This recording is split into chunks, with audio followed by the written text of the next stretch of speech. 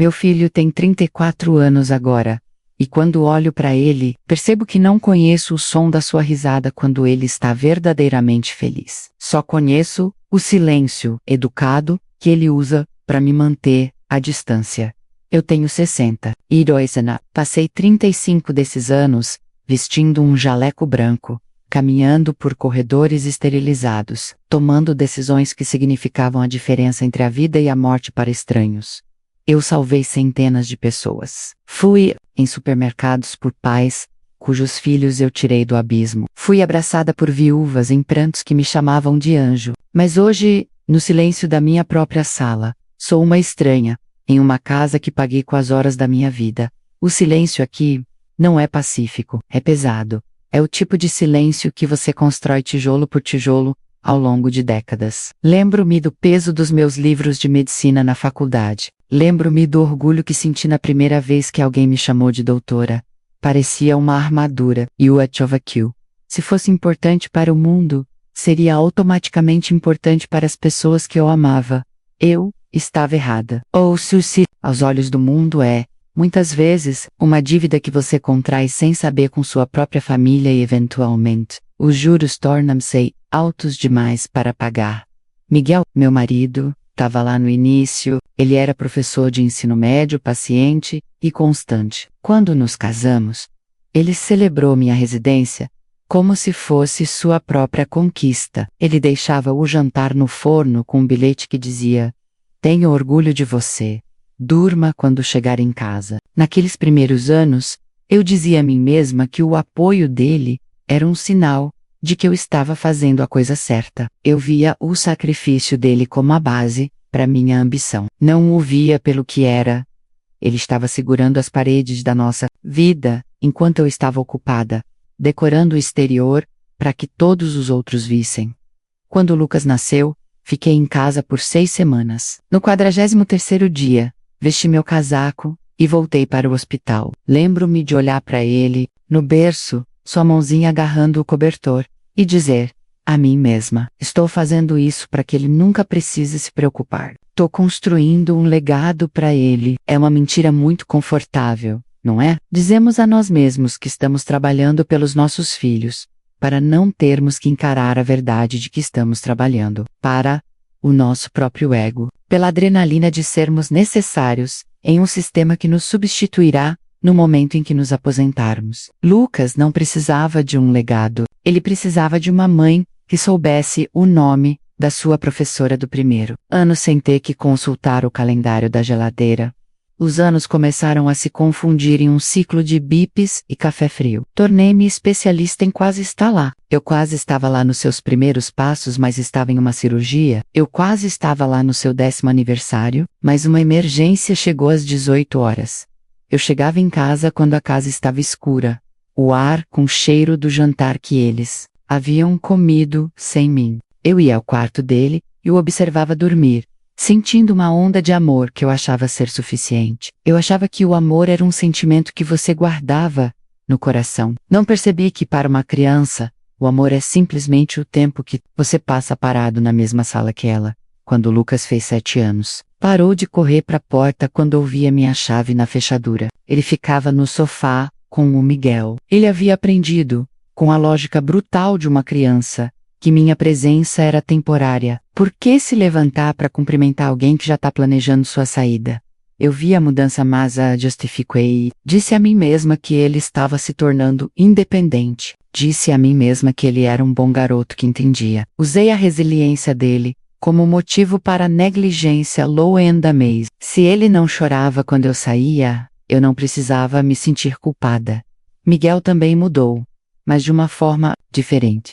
Os bilhetes no forno pararam. As mensagens do "tenho orgulho de você" tornaram-se seu jantar, está na geladeira. Paramos de falar sobre o meu dia, porque o meu dia era sempre mais importante do que o dele. Como ele poderia reclamar de seus alunos difíceis, quando eu acabara de perder um paciente na mesa de operação? Minha carreira tornou-se uma arma conversacional.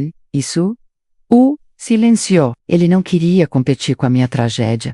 Então simplesmente parou de compartilhar a vida dele. Tornamo-nos colegas de quarto que dividia uma conta bancária e um filho, mas nada mais. Lembro-me de uma terça-feira específica. Lucas tinha uns 9 anos. Ele havia sido escolhido para um solo na peça da escola. Ele havia praticado por semanas. Ele nem me perguntou se eu iria. Apenas deixou o panfleto na mesa da cozinha. Prometi a mim mesma que estaria lá. Reservei minha tarde. Mas, às 14 horas, um engavetamento trouxe 6 vítimas para a emergência. Trabalhei por 14 horas seguidas. Salvei uma menina que tinha exatamente a idade do Lucas, quando finalmente passei pela minha porta, às 4 da manhã. O panfleto ainda estava na mesa, mas alguém havia desenhado um pequeno e triste círculo ao redor do horário da apresentação. Fui ao quarto dele para me desculpar para a explicar. Eu queria contar sobre a menina que salvei. Queria que ele tivesse orgulho de sua mãe heroína. Mas quando abri a porta, ele não estava dormindo. Estava sentado na cama, encarando a parede. Ele não parecia zangado. Parecia cansado, olhou para mim e disse: "Tudo bem, mamãe. Eu sabia que você não viria." Aquela foi a primeira vez que o relógio da minha vida pareceu uma contagem regressiva. Não era apenas o tempo passando. Era o fechamento de uma porta. Eu havia salvado uma menina, mas havia perdido a parte do meu filho, que ainda esperava algo de mim. E a parte mais aterrorizante. Voltei ao trabalho no dia seguinte, e fiz tudo de novo. Quando Lucas chegou ao ensino médio, eu já havia sido promovida a chefe de departamento. Meu nome estava em uma placa perto da entrada do hospital. Lembro-me de passar por ela todas as manhãs, sentindo uma onda de validação, que eu usava para calar a dor persistente e vazia no meu peito. Convenci-me de que aquela placa era um escudo, que, enquanto eu fosse a doutora Carvalho, eu estaria além de qualquer crítica. Como você pode ser uma mãe ruim quando é a pessoa que a cidade chama durante uma crise? Eu vestia minha exaustão como uma medalha de honra. Não percebi que para minha família, aquela medalha parecia um muro.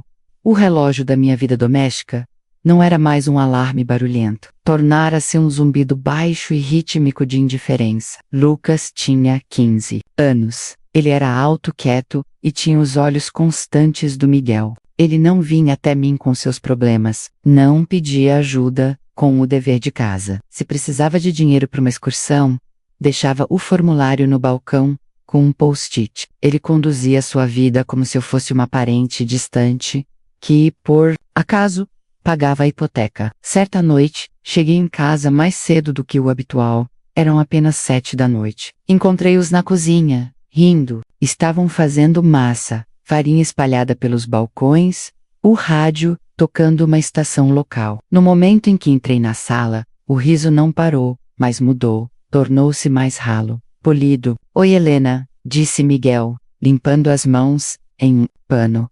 "Tem bastante molho, se você estiver com fome." Ele não perguntou como foi meu dia.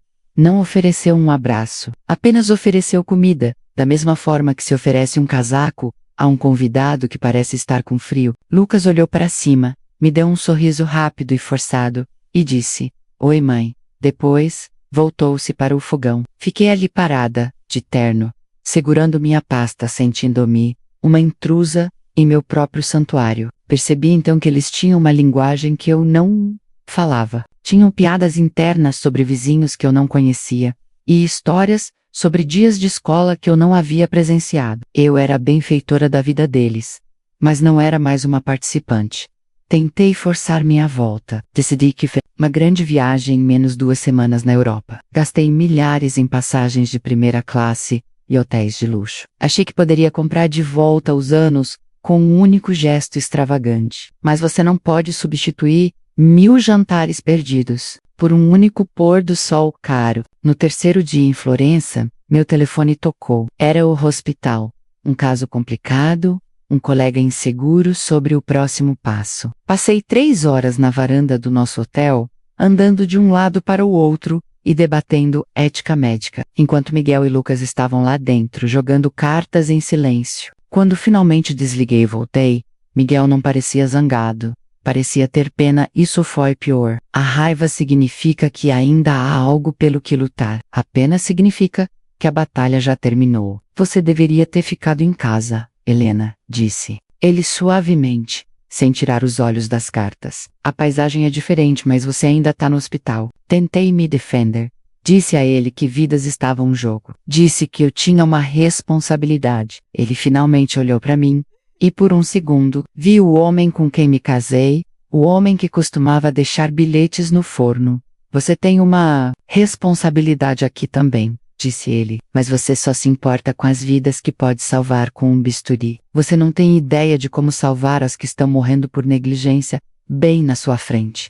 Fiquei quieta pelo resto da viagem. Disse a mim mesma que ele estava sendo dramático. Disse a mim mesma que ele não entendia a pressão. Mas então olhei para o Lucas.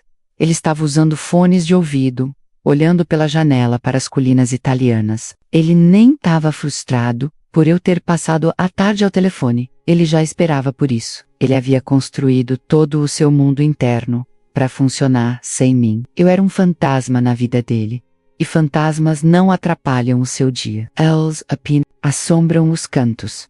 Quando voltamos, a distância só aumentou. Mergulhei ainda mais no trabalho para escapar da sensação de fracasso em casa. É um ciclo vicioso. Quando você sente que está perdendo em casa, vai para onde é um vencedor. No hospital, eu era uma heroína. Eu era a especialista. Eu era aquela em quem as pessoas se apoiavam. Em casa, eu era aquela que esquecia de comprar o leite e não sabia o nome do melhor amigo do Lucas.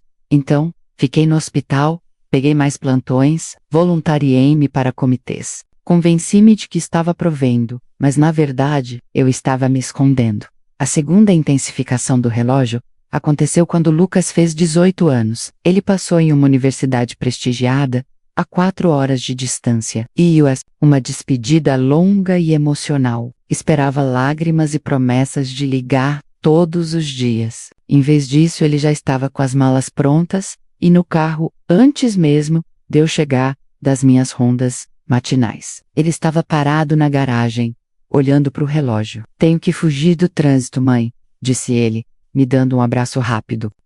Era o tipo de abraço que se dá a um colega de trabalho, secumbrebe, ineficiente. Olhei para ele e percebi que não sabia qual era o seu livro favorito. Não sabia se ele estava nervoso por morar sozinho. Eu não sabia de nada, porque passei 18 anos olhando para o seu prontuário, em vez de olhar para o seu rosto. Eu te ligo, eu disse, com a voz tremendo um pouco. Claro, ele respondeu, já, abrindo a porta do carro. Mas não se preocupe se eu não atender.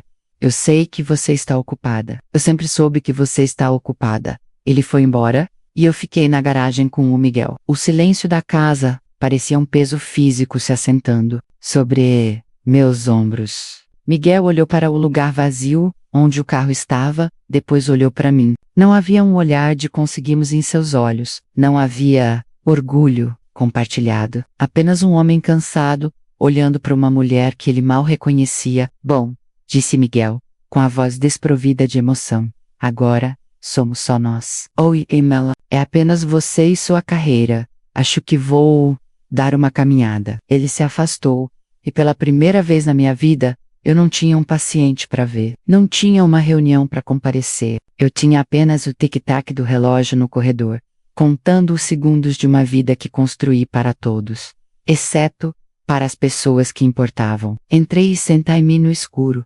perguntando-me quando meu sucesso começaria a parecer uma vitória. 2 anos depois que Lucas foi embora, completei 60 anos. No mundo médico, 60 é um marco de sabedoria. No meu corredor, era apenas um número, em um cartão de aniversário, de um representante de laboratório. Oh, hey, para o Miguel, em uma manhã de domingo, e percebi que, pela primeira vez em 30 anos, eu não queria ir ao hospital para minhas rondas extras. Eu queria ficar na cozinha e ajudá-lo com as palavras cruzadas. Eu disse a ele, Miguel, vou tirar uma licença. 3 meses, sem ligações, sem emergências, só nós dois. Por um momento, os olhos dele brilharam. Foi um lampejo do homem que costumava me esperar com o jantar. Ele sorriu, um sorriso real que chegou aos olhos, e disse, isso seria bom, Helena. Seria muito bom. Essa foi a falsa esperança à qual me agarrei. Achei que pelo fato de eu estar finalmente pronta para dar a ele o meu tempo, ele estaria pronto para recebê-lo. Abordei nosso casamento como um caso médico, identificar os sintomas, aplicar o tratamento e esperar pela recuperação. Acreditei que minha mera presença era a cura. O primeiro mês foi lindo. Fazíamos longas caminhadas no parque, visitávamos pequenas padarias. Aprendi que ele gostava de café com uma pitada de canela, menos um detalhe que perdi por décadas. Falava sobre o tempo, o jardim e os livros que ele estava lendo. Senti uma onda de triunfo. Disse a mim mesma: viu? Não é tarde demais. Eu posso consertar isso. Sentia-me como uma cirurgiã que havia feito com sucesso uma ponte de safena. O nosso estava fluindo novamente. Estava convencida de que estávamos nos curando. Mas então, o segundo mês chegou, e a novidade da minha presença começou a se desgastar. Comecei a notar as rachaduras na ponte que eu estava tentando construir. Em uma tarde de terça-feira, Miguel me disse que ia sair para o seu clube do livro semanal. Peguei meu casaco, assumindo que iria com ele. Ele parou na porta, com a mão na maçaneta. Helena, eu não achei que você fosse querer vir, disse ele com a voz hesitante. Claro que quero, respondi. Eu tenho tempo agora. Pros sapatos. É que nós nos reunimos há 6 anos. Eles são meus amigos, Helena. Conversamos sobre coisas coisas que compartilhamos ao longo dos anos. Acho que pode ser estranho para você. Estranho? Eu sou sua esposa, Miguel. Eu sei, disse ele suavemente. Mas por 6 anos, você foi a médica ocupada que não podia vir ao jantar. Quanto mais a um clube do livro. Eles não te conhecem. E honestamente, eu tenho gostado de ter algo que fosse só meu. Ele saiu, e eu fiquei parada no saguão, com o casaco ainda nas mãos. Foi uma percepção silenciosa e devastadora. Enquanto eu estava ocupada, sendo indispensável para o hospital, Miguel havia construído uma fortaleza de vida que não tinha um quarto para mim. Ele havia encontrado comunidade, hobbies e alegria, nos espaços que eu havia deixado vazios. Eu não era a cura que ele esperava. Eu era uma convidada que havia ficado tempo demais e agora estava atrapalhando sua rotina. O relógio acelerou novamente. Mas desta vez, não era sobre a partida do Lucas, era sobre a percepção de que o tempo não apenas passa, ele se solidifica. A distância entre nós não era um vão que eu pudesse saltar, era um cânion que havia sido esculpido por 30 anos de uma negligência constante e gélida. Tentei falar com ele sobre isso naquela noite. Disse que sentia que o estava perdendo tudo de novo. Disse que queria que fôssemos nós, novamente. Ele sentou na beira da cama parecendo cansado, não zangado, apenas exausto. Helena, disse ele, passei 20 anos esperando você voltar para casa. Passei 10 anos sofrendo pelo fato de que você nunca voltou de verdade. Agora, finalmente, cheguei a um lugar onde estou bem. Estou em paz. Você está me pedindo para voltar àquele lugar de espera e desejo. E eu simplesmente não tenho forças para fazer isso de novo. Eu te amo, mas aprendi a ser feliz sem você. Você não pode simplesmente entrar e exigir o papel principal em uma peça que não ensaia há 3 décadas. O silêncio que se seguiu foi diferente do silêncio dos anos anteriores. Não era o silêncio da ausência, era o silêncio de um livro fechado. Percebi então que minha licença não era uma ponte, era um espelho me mostrando exatamente o que eu havia trocado. Eu havia salvado centenas de vidas.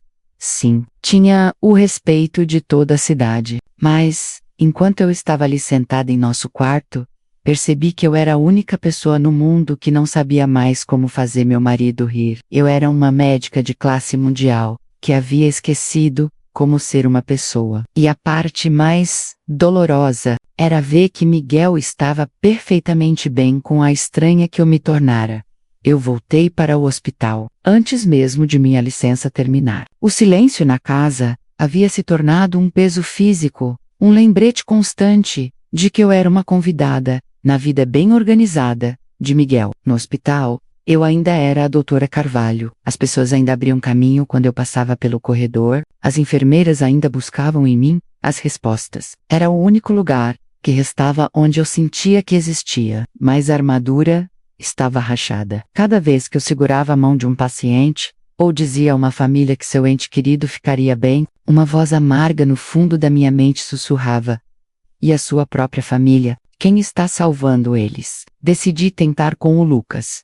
Achei que, talvez com ele, a distância fosse apenas geográfica. Ele tinha 23 anos agora, trabalhando em um escritório de arquitetura, na cidade onde fez faculdade. Não liguei antes. Simplesmente dirigi às 4 horas, em uma manhã de sábado, segurando uma caixa de doces caros e um coração cheio de uma esperança desesperada e não merecida. Encontrei o prédio dele, uma estrutura de vidro moderna que parecia tão fria quanto o meu próprio peito. Quando ele abriu a porta, não pareceu feliz, pareceu confuso.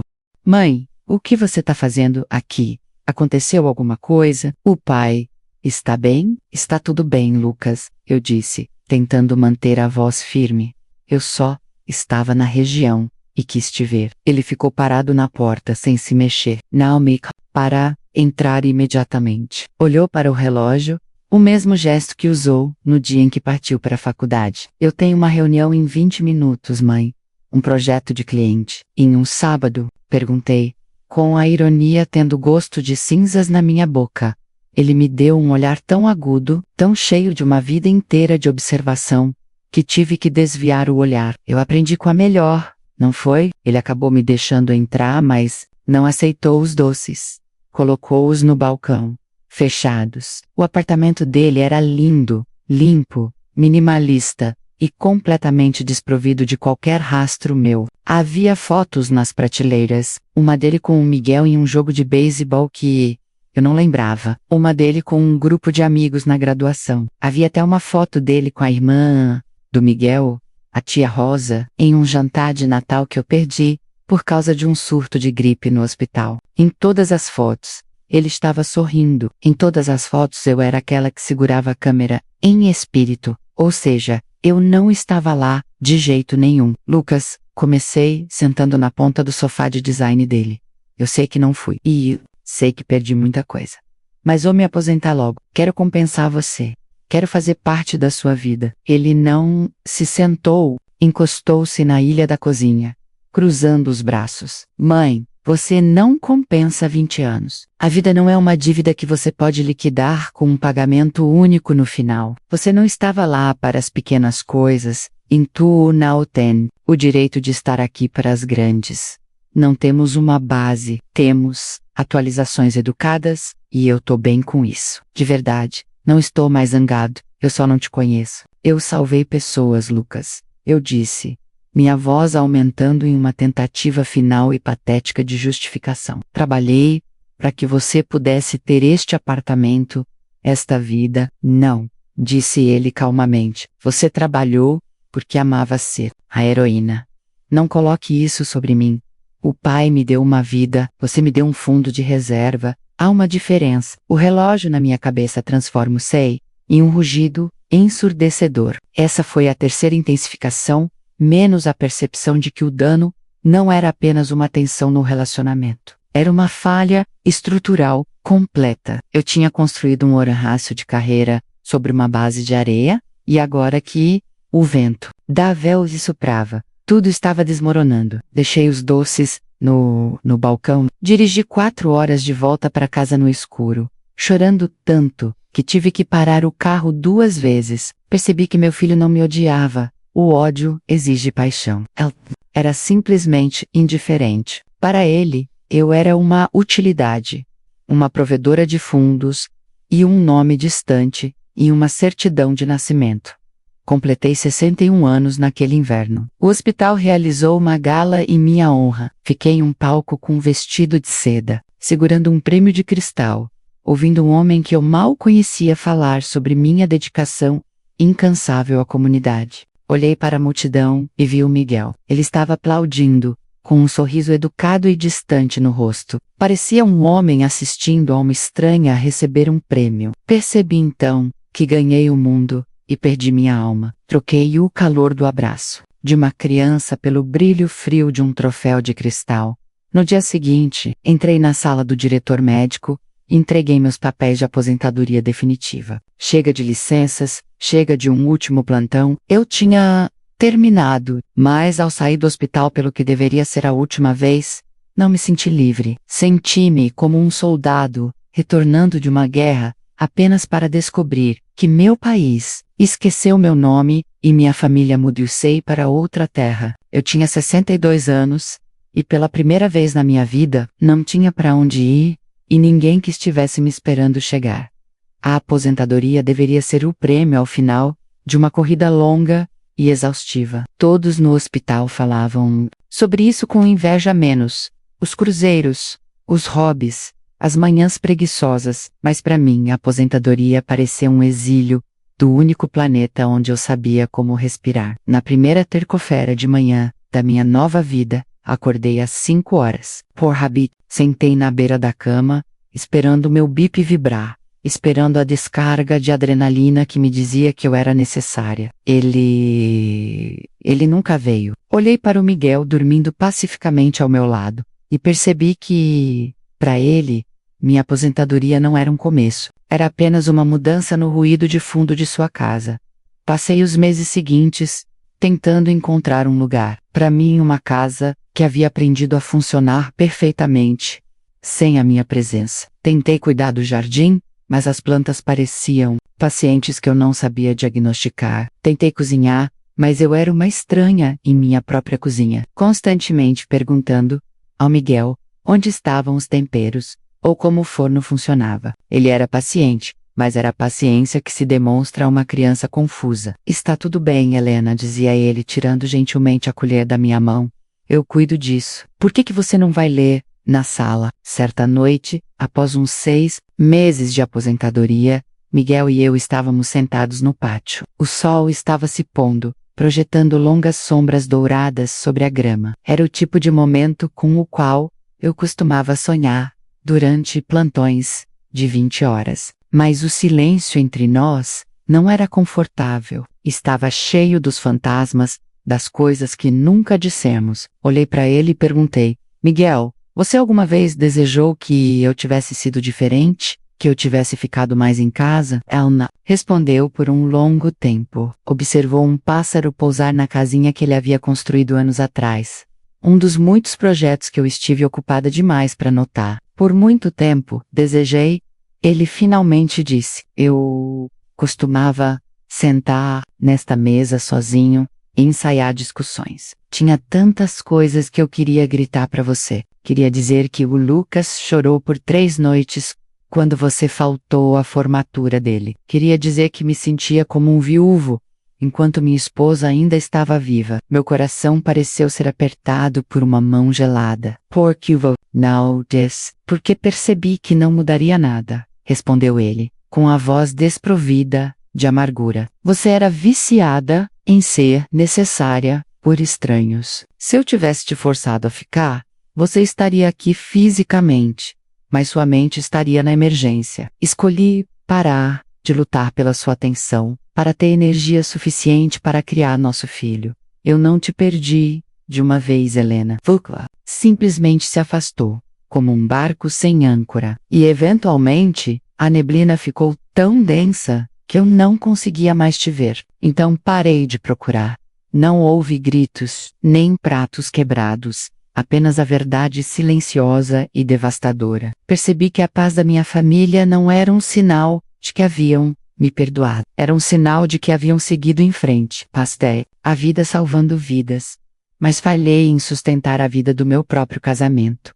Algumas semanas depois, Lucas ligou. Foi uma conversa curta e educada. Ele me contou sobre um novo projeto no trabalho. Tentei fazer perguntas mais profundas, encontrar um caminho para o seu coração. Mas ele manteve a conversa na superfície. Quando desliguei, sentei no meu escritório e olhei para uma foto dele, quando era criança. Ele estava estendendo a mão para alguém, fora da foto. Percebi agora que a pessoa para quem ele estendia a mão era eu, e eu não estive lá para segurá-lo. Tenho 62 anos hoje. Tenho uma pensão que poderia me sustentar por 3 vidas. Tenho prêmios que juntam poeira nas minhas prateleiras, mas sentada aqui no silêncio, entendo a lição final e mais dolorosa da minha carreira.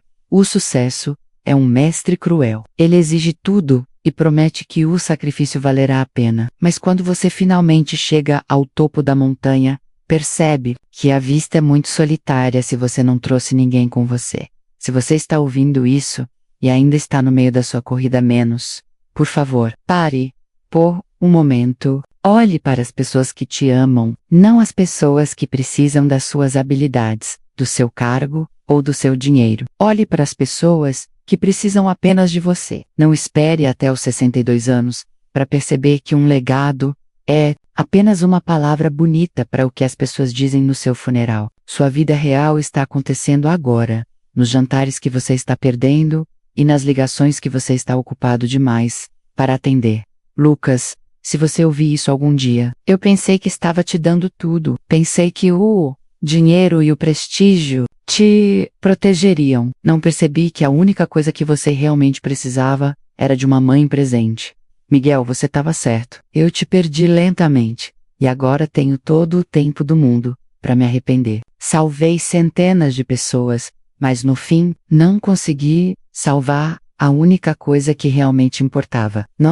A história da doutora Helena, é o reflexo de uma armadilha, na qual muitos de nós caímos. A crença de que nosso valor é definido pelo que fazemos, e não por quem somos para as pessoas que amamos. Muitas vezes sacrificamos o agora por um futuro que, quando chega, parece vazio, porque não construímos os laços para preencher. Isso nos lembra que o tempo é a única moeda que nunca podemos recuperar. Uma vez gasto com as coisas erradas, a dívida torna-se permanente. Se você pudesse voltar 10 anos e mudar apenas uma decisão sobre como gastou seu tempo, qual seria menos e com quem você passaria esse tempo? Compartilhe seus pensamentos nos comentários. Às vezes, falar nossos arrependimentos em voz alta é o primeiro passo para garantir que não os repetiremos.